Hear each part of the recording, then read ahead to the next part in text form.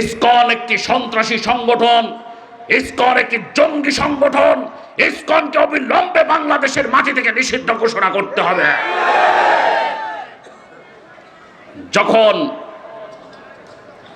5 আগস্টের পরে দেশকে একটি সাম্প্রদায়িক যুদ্ধে বাঁধিয়ে দিতে অপচেষ্টা করছিল, সাম্প্রদায়িক যুদ্ধের দিকে যখন নিয়ে যেতে চাচ্ছিলেন একদল অপশক্তি, আমরা তখন জাতীয় খতিব ফাউন্ডেশনের পক্ষ থেকে হিন্দুদের সবচেয়ে বড় সংগঠন জাতীয় পূজা উদযাপন পরিষদের সাথে আমরা মিটিংয়ে বসেছি ডাকেশ্বরী মন্দিরে। আমি নিজে গিয়েছি, আমার দায়িত্বশীলরা গিয়েছেন, গোয়েন্দা সংস্থাগুলো থেকে আমাদেরকে ধন্যবাদ জানানো হয়েছে, গভর্নমেন্ট থেকে আমাদেরকে ধন্যবাদ জানানো হয়েছে। আমরা তাদের খোঁজ খবর নিয়েছি, তাদেরকে জিজ্ঞেস করেছি আসলেই কি আপনারা অসুবিধায় আছেন এদেশে। জাতীয় পূজা উদযাপন পরিষদের নেতৃবৃন্দ সেদিন আমাদেরকে বলেছেন আসলে আমাদের কোনো সমস্যা নাই, যারা এগুলো অপপ্রচার করছে তারা মূলত হিন্দু নয়, মুসলমান নয়, মূলত তারা দেশের শত্রু। এটা তারা অকপটে ঘোষণা করেছেন।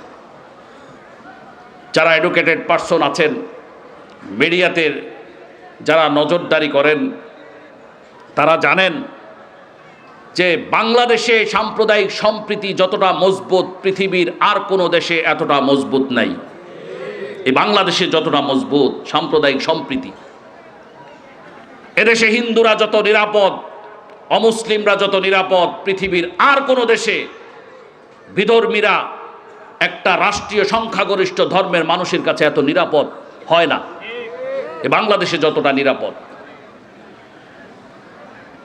এরপর থেকে একের পর এক ষড়যন্ত্র শুরু হতে হতে হতে হতে সরকার অতিষ্ঠ হয়ে গেছে। গভর্নমেন্টের গোয়েন্দা সংস্থা সিদ্ধান্ত নিয়েছে এর একটা বিহিত হতেই হবে, এর একটা সুরাহা হতেই হবে। যেভাবে সাম্প্রদায়িক সম্প্রীতিকে উস্কে দেয়া হচ্ছে, এটা যদি বন্ধ করা না হয় তাহলে এই বাংলাদেশ কখনোই কাঙ্ক্ষিত মানজিলে পৌঁছা সম্ভব হবে না। ফলে গভর্নমেন্ট সিদ্ধান্ত নিয়ে এর মূল হোতা যারা চিন্ময় কৃষ্ণ দাস ব্রহ্মচারী সহ আরও যারা এই অপতৎপরতায় লিপ্ত, সাম্প্রদায়িক দাঙ্গাবাজি বাজাতে লিপ্ত, তাদেরকে গ্রেপ্তার করেছে আপনারা জানেন। অতঃপর তাকে চট্টগ্রামের আদালতে তোলা হয়েছে, গ্রেপ্তার করা হয়েছে ঢাকা এয়ারপোর্ট থেকে। ওই চিন্ময় কৃষ্ণ দাসকে যখন চট্টগ্রামের আদালতে তোলা হলো, সেখানে তারা আগ থেকেই 10,000 সশস্ত্র সন্ত্রাসী ইসকনের তারা প্রস্তুত হয়ে আছে। যখনই তাকে জামিন দেয়া হলো না, ওই 10,000 সশস্ত্র সন্ত্রাসী একযোগে মুসলিম আইনজীবীদের উপর হামলা চালালো এবং আমাদের একজন অগ্রসেনানী অ্যাডভোকেট সাইফুল ইসলাম আলিফকে নৃশংস নির্মম নিষ্ঠুরভাবে কুপিয়ে হত্যা করেছে। যখন এই ঘটনায় পুরা দেশ উত্তপ্ত অবস্থার দিকে যাচ্ছিল, গভর্নমেন্ট থেকে আমাদের খতিবদেরকে অনুরোধ জানানো হলো, প্রশাসন থেকে আমাদেরকে অনুরোধ করা হলো যে প্রত্যেকটি মিম্বারে যেন জুমার নামাজগুলোতে, খুতবাগুলোতে আমরা যেন সত্যটা প্রকাশ করি, আমরা যেন সাম্প্রদায়িক সম্প্রীতি রক্ষায় মানুষকে উৎসাহিত করি। এর পরের জুমাতে যখন ওলামায়ে কেরাম, ইমাম খতিবগণ যখন মিম্বারে ইসকনের গোমর পাশ করতে শুরু করলেন, ঠিক সেই সময়ে এই সূরা তাওবার 119 নম্বর আয়াতের কার্যকরী একটি অ্যাকশন পরিলক্ষিত হলো। ইমানদারকে আর মুনাফেককে সুস্পষ্ট হয়ে গেল। কিভাবে? ফরিদপুরে এক ইমামকে চড় মারলেন এক ইসকনের দালাল নামের সাথে, কিন্তু তার মুসলমানের নাম। চট্টগ্রামে কয়েকজন আলেমকে হেনস্থা করা হলো, নোয়াখালীতে ইমামদেরকে হেনস্থা করা হলো। সর্বশেষ আপনারা জানেন কুষ্টিয়াতে এক ইমামকে বিদায় করে দেয়া হলো। সেখানে তৌহিদি জনতার গণদাবির মুখে ওই ইমামকে আবার কামব্যাক করতে সেই কমিটি বাধ্য হয়েছে। শুধু তাই নয়, বরং তৌহিদি জনতার প্রতিবাদের মুখে ইমামের বেতন ছিল আগে 8,000 টাকা, ইমামের বেতন হয়েছে এখন 20,000 টাকা। ইজ্জত কে দেন? জোরে বলেন কে দেন? কোরআনুল কারীমের সূরা মুনাফিকুনের ভিতর আল্লাহ সুবহানাহু ওয়া তাআলা সুস্পষ্টভাবে বলেছেন, ওয়ালিল্লাহিল ইজ্জাতু ওয়ালিরাসূলিহি ওয়ালিল মুমিনিন ওয়ালাকিন্নাল মুনাফিকিনা লা ইয়ালামুন। ইজ্জত সম্মান আল্লাহ বরাদ্দ রেখেছেন আল্লাহ, আল্লাহর রাসূল এবং মুমিনদের জন্য। এটা মুনাফিকরা টের পায় না, মুনাফিকরা জানে না এটা। আমার বন্ধুগণ, সব ঘটনাকে চাপিয়ে সবচাইতে নেক্কারজনক ঘটনা ঘটেছে আপনাদের পাশের এলাকা মানিকগঞ্জের সদর উপজেলার কৃষ্ণপুর এলাকায়। সেখানে একজন বক্তা যখন ইসকনের গোমর পাশ করছিলেন, ইসকনের বিরুদ্ধে মানুষকে সচেতন করছিলেন, তাইজুল মোল্লা মেম্বার নামে এক কুখ্যাত ব্যক্তি, তিনি নাম শুনলে মনে হয় যেন মুসলমান, মোল্লা বংশের পোলা, কিন্তু তিনি গেছেন বক্তাকে মারার জন্য। নাউজুবিল্লাহ বলেন। আচ্ছা বলেন, কোরআনের কথা বলতে এসেছি আমি এখানে, আমার গায়ে যদি কোনো অপশক্তি ইসলাম বিদ্বেষী আঘাত করে আপনারা কি বসে থাকবেন? বসে থাকবেন? জীবন দিবেন, রক্ত দিবেন, তবে ইসলামের বিরুদ্ধে যারা কথা বলবেন তাদেরকে ছেড়ে দিবেন না। সেটাই হয়েছে মানিকগঞ্জের সেই সদর থানার কৃষ্ণপুর গ্রামে। ওই তাইজুল মেম্বার স্থানীয় তৌহিদি জনতার ভয়ে লেজ গুটিয়ে কুকুরের মতো পালিয়েছে। পরদিন আসরের পরে স্থানীয় একজন আলেম, আন্নুর মাদ্রাসার পরিচালক মাওলানা সুলাইমান, তার মাদ্রাসার অফিসে ঢুকে রড দিয়ে, ধারালো অস্ত্র দিয়ে নির্মমভাবে, নিষ্ঠুরভাবে, নির্দয়ভাবে ওই আলেমকে ইচ্ছা মতো পিটিয়েছে। আপনারা সোশ্যাল মিডিয়ায় অনেকে সেটা দেখেছেন, আমার ফেসবুক পেজেও আপনারা সেটা দেখেছেন। আমরা এই ঘটনা শুনবার পর আমাদের কেন্দ্রীয় নেতৃবৃন্দ, এই আমার পাশে বসা শাহনাসাবাদ জাতীয় খতিব ফাউন্ডেশনের কেন্দ্রীয় সাংগঠনিক সম্পাদক এবং যুগ্ম মহাসচিব, তারা দুজনেই সাভারের হেমায়েতপুরে বসবাস করেন, কিন্তু তারা হাজার হাজার ইমামের লিডার, হাজার হাজার খতিবের লিডার। তারা গিয়েছেন ঘটনাস্থলে, প্রশাসনকে তারা দাবি জানিয়েছেন। আমি ফোন করেছি মানিকগঞ্জে, প্রশাসন ওই তাইজুল মেম্বারকে গ্রেপ্তার করেছে। আল্লাহু আকবার বলেন। এদেশে ইসলামের বিরুদ্ধে কথা বলে আর কোন দালাল, ইসকনের দালাল পার পাবে না। অবশ্যই তাকে আইনের আওতায় আসতে হবে। তো বলেছিলাম সূরা তওবাতে আল্লাহ বলেছেন, তোমরা সত্যবাদীদের সাথে থাকো। এই কথার পর এই সূরার ভিতরে আল্লাহ সুস্পষ্টভাবে মেসেজ দিয়েছেন, তাকওয়া অবলম্বন করো, ভয় করো আল্লাহকে, আর তোমরা কি করো? সত্যবাদীদের সাথে থাকো। আল্লাহ রাব্বুল আলামিন কোরআনুল কারীমের ভেতরে আরো একটা জায়গায় বলেছেন, ইয়া আইয়ুহাল্লাযীনা আমানু লা তাত্তাখিযু আবাআকুম ওয়া ইখওয়ানাকুম আউলিয়া। আল্লাহ বলেন, হে ঈমানদাররা, সম্পর্ক ছিন্ন করতে হবে। পরিচয় দিতে পারবা না তোমাদের বাপকে, পরিচয় দিতে পারবা না তোমাদের ভাইকে। ইনিস্তাহাব্বুল কুফরা আলাল ঈমান, যদি ঈমানের চাইতে তারা কুফরিকে প্রাধান্য দেয়, ওই বাপকে, ওই ভাইকে, ওই বন্ধুকে পরিচয় দেয়া যাবে না। বলেছেন কে?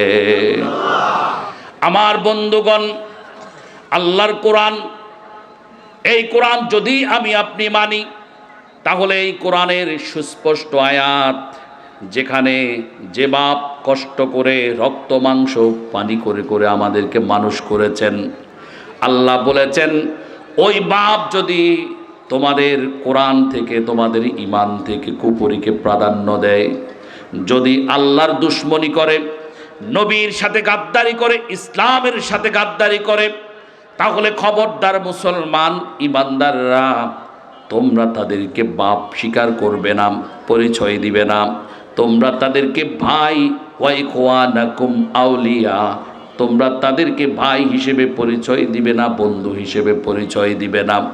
মায়ের পেটের ভাইকে যদি ঈমানের প্রশ্নে ত্যাগ করতে হয়, জন্মদাতা পিতাকে যদি ঈমানের প্রশ্নে ত্যাগ করতে হয়, তাহলে বলেন রাজনৈতিক নেতা তিনি তার ইচ্ছে মতো ইসলামের বিরুদ্ধে কথা বলবেন, তাকে আমরা কি মেনে নিতে পারি?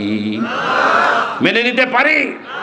গত 15টা বছর, গত 15 বছর এই মুসলমানের দেশে, শাহজালাল খান জাহান আলীর দেশে জোর করে করে করে করে আমাদের বহু কিশোরকে, বহু শিশু, বহু উদীয়মান তরুণকে এই একদল নেতা ইসলামের বিরুদ্ধে দাঁড় করিয়েছে। ধর্ম যার যার, উৎসব সবার, এই কুফরি স্লোগান মানতে বাধ্য করিয়েছে। আমার বন্ধুগণ, আল্লাহ রব্বুল আলামিন সতর্ক বার্তা জারি করেছেন, বলেছেন ওয়া মাইয়াতাওয়াল্লাহুম মিনকুম, খবরদার মুসলমান ঈমানদাররা খবরদার, যদি তোমাদের মধ্যে কেউ আল্লাহর ঈমান থেকে, আল্লাহর উপর বিশ্বাস থেকে, আল্লাহর শক্তি থেকে, ইসলাম থেকে, ঈমান থেকে যদি কুফরিকে প্রাধান্য দেয়, তাহলে মনে রাখতে হবে তোমাদেরকে, আমি আল্লাহ সুস্পষ্টভাবে ঘোষণা দিয়েছি, ফাউলাইকা হুমুজ জালিমুন, আমি আল্লাহ সুস্পষ্টভাবে ঘোষণা দিয়েছি এরা জালেমদের অন্তর্ভুক্ত হয়ে যাবে। বলেছেন কে? আল্লাহ বলেছেন। এজন্য আমাদেরকে সতর্ক হতে হবে। আগে ঈমান, আগে ঈমান, তারপরে নামাজ। ঠিক কিনা? ঈমানে ঠিক নাই, নামাজ পড়ে কি লাভ? নামদারি ঈমানদারদের বৃহৎ একটি অংশ বাংলাদেশের মসজিদের, জামে মসজিদের সংখ্যা হলো 3 লাখ। জোরে বলেন কয় লাখ? আবার বলেন কয় লাখ? পাঞ্জেগানা মসজিদ রয়েছে, এখানে 2.5 লাখ, প্রায় 2.5 লাখ। আলহামদুলিল্লাহ বলেন। সাম্প্রদায়িক দাঙ্গা যদি এদেশে লাগানো যায়, তাহলে তারা জানে এই বাংলাদেশে মুসলমানদেরকে হয়তো তারা কচুকাটা করতে পারবে, তারা ভাবছিল এটা। কিন্তু যারা এই ধরনের ভাবনা ভাবছেন, আমি আপনাদের মনোযোগ আকর্ষণ করছি। আজকে খবরের কাগজে আমি দেখতে পেয়েছি কলকাতার সকল ব্যবসায়ীরা একসাথে সংঘবদ্ধ হয়ে আজকে সংবাদ সম্মেলন করেছেন। তারা ভারত সরকারের কাছে দাবি জানিয়েছেন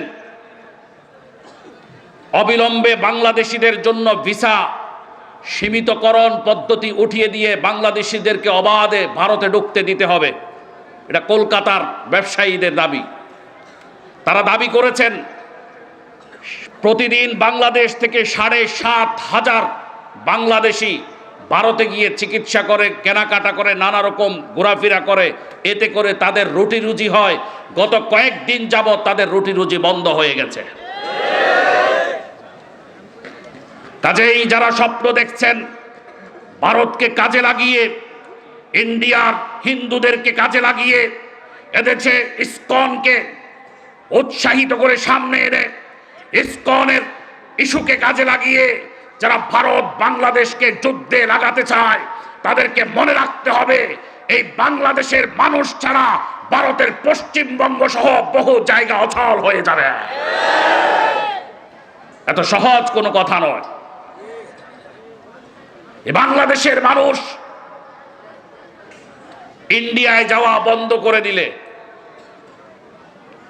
বাংলাদেশের মানুষের কোনো ক্ষতি হবে না। চিকিৎসার জন্য বাংলাদেশের চিকিৎসা পদ্ধতি, সরঞ্জামাদি, হসপিটাল, ডাক্তার সব কিছু আছে। কথা হচ্ছে একদল চোর বাটপার লুটেরার কারণে এদেশের চিকিৎসা ব্যবস্থা ঠিক মতো হয় না। আর সেই চোর বাটপার লুটেরা হসপিটাল কসাইদেরকে সৃষ্টি করেছে কারা, এটাও এদেশের মানুষ জানে। আমার বন্ধুগণ, ইসকন একটি সন্ত্রাসী সংগঠন। 1966 ইংরেজিতে এই সংগঠনের জন্ম হয়েছে আমেরিকাতে। অতঃপর 70-এর দশকে বাংলাদেশে তারা কাজ করছে। পৃথিবীর আরো বহু দেশে তাদের কাজ ছিল, সাংগঠনিক কাজ। কিন্তু ইতপূর্বে মালয়েশিয়া তাদেরকে নিষিদ্ধ ঘোষণা করেছে। আফগানিস্তান, সেখানে তারা নিষিদ্ধ। সৌদি আরবিয়া, সেখানে তারা নিষিদ্ধ। তারা কুয়েতে নিষিদ্ধ, বাহরাইনে নিষিদ্ধ, তারা পৃথিবীর বিভিন্ন মুসলিম কান্ট্রিতে নিষিদ্ধ, ইন্দোনেশিয়ার মতো রাষ্ট্রে তারা নিষিদ্ধ। আমরা ইতিহাস অ্যানালাইসিস করে দেখেছি, ইসকন শুধু ওই সকল দেশে রয়েছে যেই সকল দেশ মুসলমানদেরকে শত্রু মনে করে। কোন মুসলমান ইমানদারের দেশে ইসকনের মতো এত সন্ত্রাসী সংগঠনের কার্যক্রম নেই। ফলে আমরা বাংলাদেশের অন্তর্বর্তীকালীন সরকারের কাছে দাবি জানাতে চাই, আজকের এই সাভারের নবীনগর কুরগাঁও থেকে